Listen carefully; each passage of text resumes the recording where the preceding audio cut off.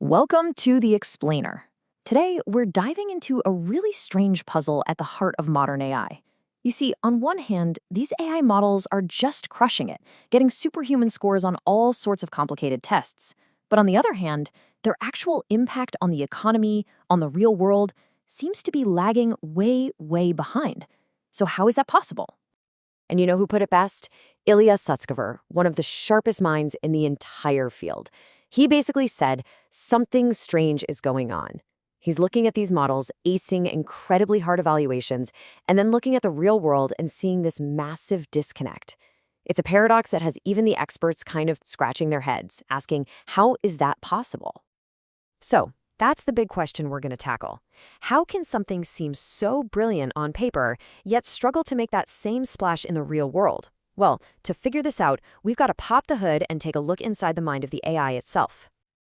To really get to the bottom of this puzzle, our first clue is in the very nature of these large language models. We have to understand what they are, and maybe more importantly, what they're not. Okay, so think of a raw LLM like a genius actor who's amazing at improv. It can come up with incredible, human-sounding lines because it's seen millions of scripts.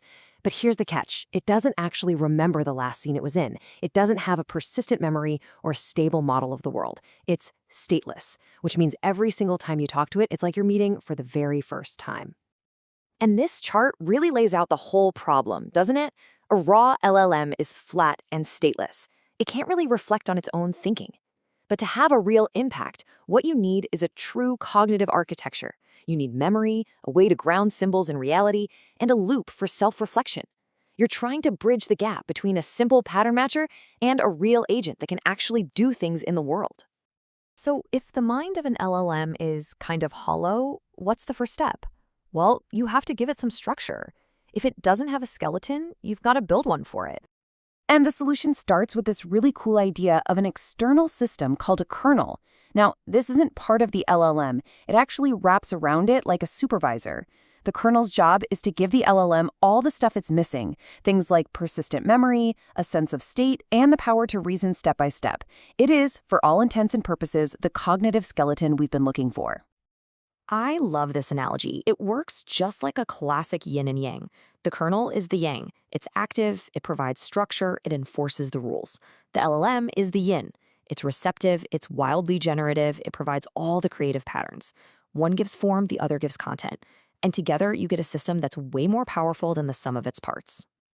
Now, here's the absolute key to making it all work. This gated loop. The LLM isn't just running wild. First, it proposes an action. Then, the kernel steps in and audits that proposal against a set of rules. And nothing, I mean nothing, gets done or saved to memory without this explicit, sacred accept token. This keeps the whole system safe and on track, allowing it to build up knowledge reliably over time. All right, let's go to the next layer. We've built a skeleton, which is a huge step. But a skeleton is no good if it can't perceive and make sense of the world around it, right? And this brings us to the next massive hurdle. To be a real agent, you can't just have a memory bank. You have to understand what's going on.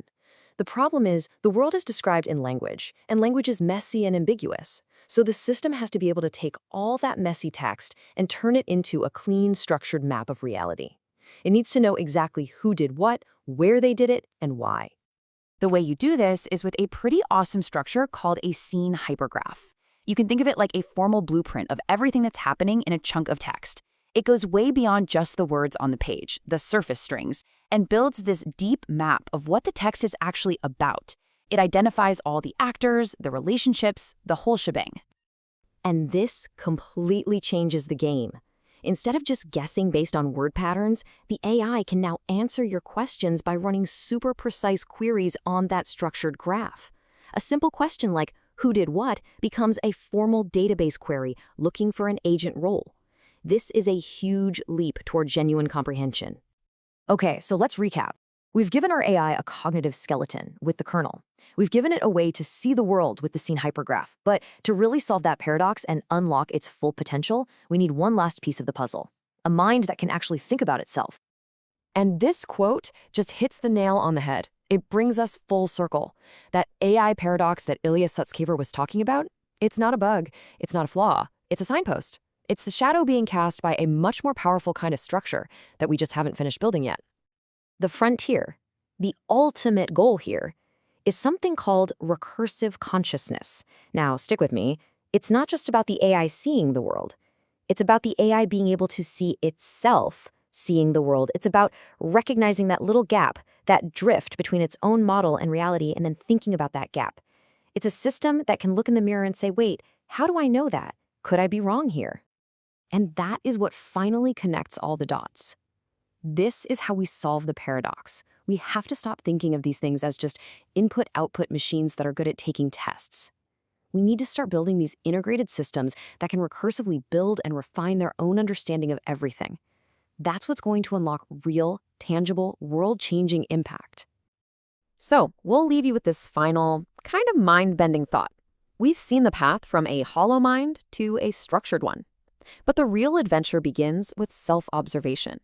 So what happens when a system can turn its powerful gaze inward and not just observe the world, but observe and even improve its own source code? Now, that's not just the end of this explainer. That feels like the beginning of a whole new era for AI.